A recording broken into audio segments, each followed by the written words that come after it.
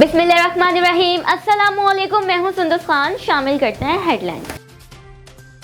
SHO Sarjani town जाद मोहम्मद हमदानी ने थाने का चार्ज संभालते ही लैंड माफिया के लिए जमीन तंग कर दी। ज़राए के मुताबिक सरजानी टाउन जुलानी कॉर्नर पर खाली प्लाटों पर कब्जा करने वाले अशखास SHO सरजानी की बरवक्त कार्रवाई पर दुम दबाकर भागने पर मजबूर हो गए। अपने थाने की हुदूद में किसी भी लैंड ग्रेबर को कब्जा करने नहीं दूंगा, चाहे वो कितना भी बासर क्यों ना हो, SHO सरजानी टाउन के रिमार्क्स।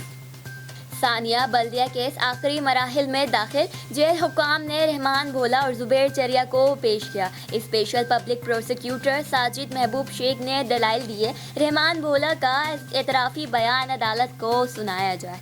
जुबैर चरिया ने अपने साथियों के साथ मिलकर आग लगाई। साजिद महबूब से एतराफ़ी बयान के अलावा शहादतें पढ़कर सुनाई गईं और 350 से ज़ाहिद गवाहों के बयानात पढ़कर सुनाए गए।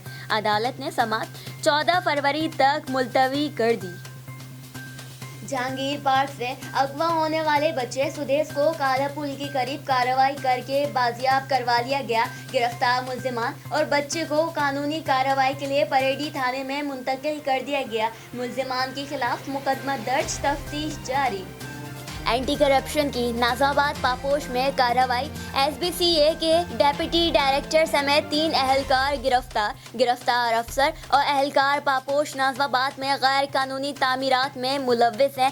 SBCA के अफसर के अलावा दीगर 2 अफराद को भी गिरफ्तार कर लिया गया। मुल्जिमान के खिलाफ मुकदमा दर्ज। तो इस वक्त इतना ही।